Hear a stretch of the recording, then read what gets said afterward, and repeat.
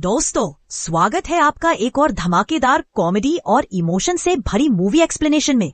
और आज हम बात करने वाले हैं अजय देवगन की super crazy film son of Sardar 2। जी हाँ, जहां प्यार, झूठ, शादी और स्कॉटलैंड सब मिल जाते हैं एक ही स्टोरी में। कहानी शुरू होती है जस्सी से, हमारा फेवरेट सरदार। अब वो पंजाब में बोरिंग लाइफ जी रहा है और उसकी बीवी डिम्पल उससे दूर जा चुकी है। एक दिन जस्सी डिसाइड करता है कि वो जाएगा स्कॉटलैंड अपनी जिंदगी को फिर से जीने। स्कॉटलैंड पहुंचते ही मिलती है उससे राबिया, एक पाकिस्तानी औरत जिसको चाहिए एक नकली सिख पति ताकि उसकी बेटी सबा एक सिख लड़के से शादी कर सके।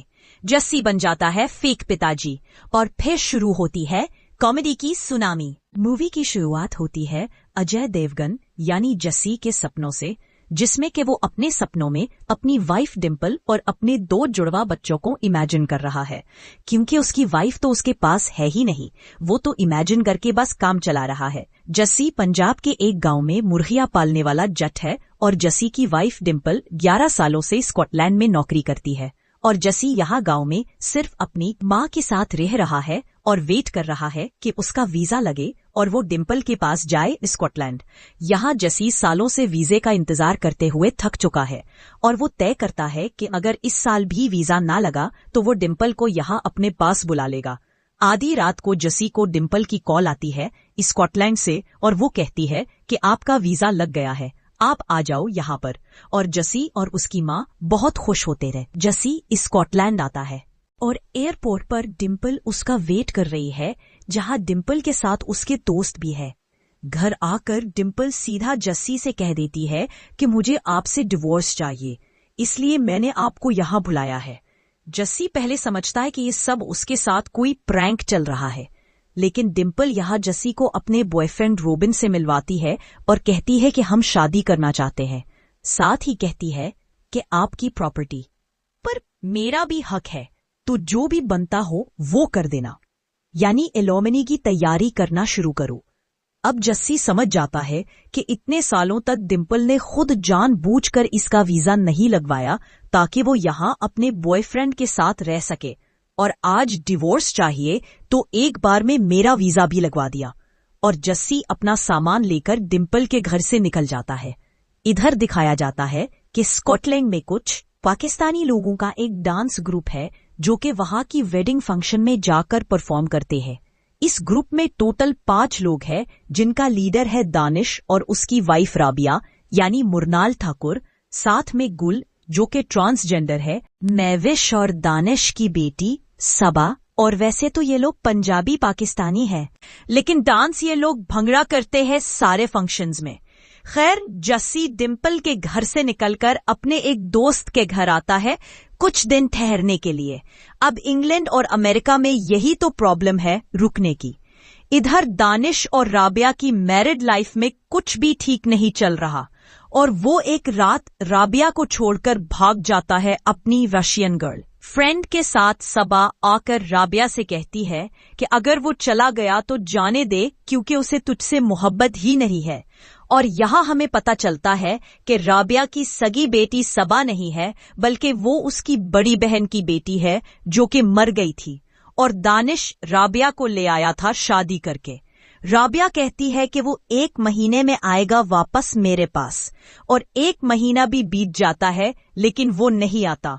इधर सबा का एक बॉयफ्रेंड है गोगी, कि अमीर पंजाबी संधू फैमिली का इकलौता बेटा है जिसके पापा को पाकिस्तानियों से सख्त नफरत है।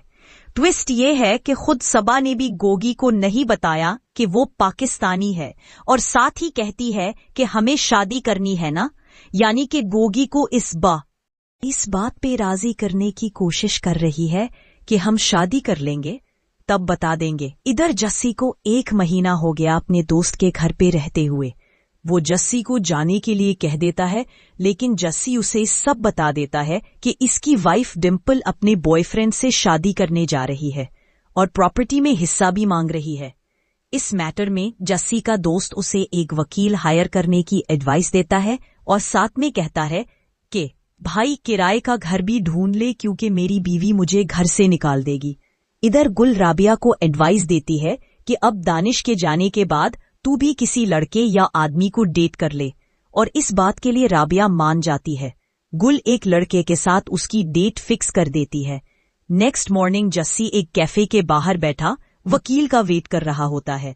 तभी राबिया आती है और जस्सी को वो आदमी समझ लेती है जिसके साथ गुल ने डेट फिक्स की थी। फिर वो इसके पास जाती है और उसे आता देख जस्सी समझ जाता है कि ये वकील है, यानी यहाँ गलतफहमी क्रिएट हो जाती है। जस्सी उससे अपना प्रॉब्लम शेयर करता है और साथ में कहता है कि आप अपना मार्केट रेट बताओ, यानी कि फीस बताओ। राबिया गलत समझ लेती है और उसकी हथेली पर फोक मारती है, जिससे जस्सी ब्लड देखकर बेहोश हो जाता है। राबिया जस्सी को अपने घर ले आती है, जहां जस्सी उसे सॉरी बोलता है कि मिसअंडरस्टैंडिंग हो गई। इधर जस्सी को उसकी मां की लगातार कॉल आ रही है, जिसको जस्सी जानबूझकर नहीं उठा रहा क्योंकि वो डिम्पल को देखना चाहती है। इस बात को समझकर राबिया ही फीस मास्क लगाकर जस्सी की मां से वीडियो कॉल पर बात करती है ताकि उसे लगे कि ये डिम्पल है। इधर गोगी के चाचा टॉनी और टीटू है और पिछली सन ऑफ सरदार से इन्हीं दो कैरेक्टर को फिर से लिया गया है। मूवी में इनका बड़ा भाई है राजा, जो कि इंग्लैंड का बिजनेसमैन और गैंगस्टर है। गोगी आकर बता देता है कि उसे एक लड़की पसंद है और राजा कहता है कि हमें इनका खानदान देखना होगा, तभी बात आगे बढ़ेगी। ये बात गोगी जा कर सबा को बता देता है कि वो फैमिली देखना चाहते हैं, लेकिन सबा उसे टालती है और रोने लगती है। सबा राबिया को बताती है कि गोगी के पापा सरदार है और वो पाकिस्तानी से शादी करने के लिए कभी नहीं मानेंगे अपने बेटे की। लेकिन राबिया कहती है कि मैं तेरी इंडियन मम्मी बन जाऊंगी। और जस्सी तेरे पापा वो खूब जस्सी को मनाते हैं, लेकिन वो मना कर देता है और कहते हैं कि तुम सिर्फ वीडियो कॉल पे ही बात कर लो और गोगी को मना कर दो इस शादी से। जस्सी वीडियो कॉल पर गोगी को मना कर देता है कि जाओ खुद ही शादी कर लो, लेकिन गोगी यहाँ पे सबा से बात करके कहता है कि तुमने बताया क्यों नहीं कि तुम्हारे पापा सरदार हैं, मेरे पापा तो खुश हो जाएंगे। सबा कहती है कि अरे वो सरदार नहीं बल्कि आर्मी में कर्नल है। गोगी ये बात जाकर राजा को बताता है और वो खुश हो जाता है कि तुमने कर्नल यानी फौजी की बेटी पसंद की है। साथ ही कहता है कि हम ही जाएंगे उनके घर पे रिश्ता लेकर। यही बात राबिया जस्सी को बताती है और रिक्वेस्ट करती है कि गोगी के पापा आ रहे हैं तो तुम्हें बस 2 घंटे के लिए सबा के पापा बनना है। जस्सी साफ मना कर देता है। गुल आकर जस्सी को समझाती है, या फिर यूं कहे कि आकर उसे लॉलीपॉप देती है कि अगर तुम सबा के पापा बन रहे हो तो राबिया के हस्बैंड भी तो तुम ही हुए ना, और कहती है कि राबिया तुम्हें बहुत पसंद करती है। जस्सी कहता है मेरी तो बीवी है, लेकिन गुल कहती है तुम्हारी बीवी भी तो किसी और के साथ है, तो तुम क्यों नहीं। ये लोग जस्सी को राबिया की ब्यूटी दिखाकर उसे सीट कर ही देते हैं। राबिया भी जस्सी से प्यार की एक्टिंग करती है और फाइनली राजा आ जाता है पूरी फैमिली लेकर सबा को देखने, और वो आकर जस्सी को गले लगा लेता है। कर्नल समझकर राजा उससे उसकी बटालियन का नाम पूछता है, तो जस्सी मना कर देता है बताने से, और फिर वो लोग डिमांड करते हैं पाकिस्तानियों के साथ हुए किसी कॉन्फ्लिक्ट का किस्सा सुनाने की, जहां जस्सी अब सच में कर्नल तो था नहीं, लेकिन कुछ तो सुनाना ही था। तो वो बॉर्डर मूवी की कहानी बताने लगता है, जिसका छोटा सा हिस्सा हम लोग ट्रेलर में देख ही चुके थे। टीटू और टॉनी समझ जाते हैं कि ये बॉर्डर मूवी की कहानी सुना रहा है। राजा को शक होता है, लेकिन वो कहता है कि बॉर्डर फिल्म इंस्पायर होगी पक्का आपके ऊपर। राजा जस्सी से इम्प्रेस हो जाता है और रिश्ता पक्का कर देता है और अपने घर इनवाइट करता है कि शादी वही होगी। जस्सी वहां जाने से मना करता है क्योंकि उसे फ्लाइट का डर है और वो इंडिया से भी अफीम खा के ही आया था। यहाँ वो लोग कब्रिस्तान जाते हैं और कब्र पर चढ़ाए गए पूपी फ्लावर्स उठा लेते हैं और उन फ्लावर की चाय जस्सी को पिला देते हैं। अब अफीम के बाद इंसान क्या बन जाता है, ये तो बात सबको पता है। जस्सी और पूरी पाकिस्तानी फैमिली पहुंचती है राजा के घर और पूरे रास्ते जस्सी अलग ही पागलपन में दिखता है, जिसे देख के टोनी और टीटू को शक होता है कि ये सच में फौजी है भी या फिर नहीं। राजा को भी शक है, लेकिन गुल बात संभाल लेती है कि आज कर्नल काफी खुश है। राजा का दुश्मन बंटू पांडे तक ये बात आती है कि राजा अपनी बेटी की शादी एक पाकिस्तानी लड़की से कर रहा है। यहाँ ये बात पता चलती है कि राजा की बीवी प्रेमलता बंटू पांडे की प्रेमिका थी। बंटू कहता है ये शादी हम रोकेंगे। इधर राजा अपने फैमिली का इंट्रोडक्शन देता है, यानी अपनी फैमिली की हिस्ट्री बताता है कि हमारे पापा रंजीत सिंह एक सरदार, एक ट्रक ड्राइवर थे और वो बिहार गए और हमारी माँ को पसंद करके उनसे शादी की। बिहार वाली माँ से राजा पैदा हुआ और पंजाब वाली माँ से टीटू और टोनी। फिर रंजीत सिंह की फैमिली में खलिश रहने लगी। वो यहाँ इंग्लैंड आ गए पैसे कमाने और यहाँ आकर एक क्लब में एक डांसर से शादी कर ली। फिर वो कहता है कि ये नाचने और गाने वाले ठीक नहीं होते, ये लड़कियां घर तोड़ती हैं, मतलब उन लोगों का सीक्रेट। अब खतरे मैं है तो ये लोग शॉपिंग करने चले जाते हैं और जैसे घर में अकेला होता रहे, जहां वो राजा की डांसर माँ से कहता है कि मुझे देखना है कि आप पोल डांस कैसे करती हो इस उम्र में। और पोल डांस के चक्कर में राजा की डांसर माँ पोल से गिरकर मर जाती है। जस्सी डर जाता है और भागने की तैयारी करने लगता है और विंडो से निकलकर भाग जाता है। राबिया उसे रोकती है लेकिन वो रुकने से मना कर देता है। फिर गुल जस्सी को बताती है कि सबा राबिया की सगी बेटी नहीं है और ये सब वो अपनी बहन की बेटी के लिए कर रही है। गुल कहती है कि तुम्हें जाना है तो जाओ, हम कह देंगे कि कर्नल को काम आ गया और वो बॉर्डर चला गया। ये सब बातें सुनकर जस्सी का मन पलट जाता है, जो कि होना ही था, तभी तो मूवी आगे बढ़ेगी। इधर राजा की माँ की मैयत में राजा का बाप यानी रंजीत सिंह भी आया हुआ है पंजाब से और वो कहता है कि अब 40 दिन तक घर में कोई भी फंक्शन नहीं हो सकता।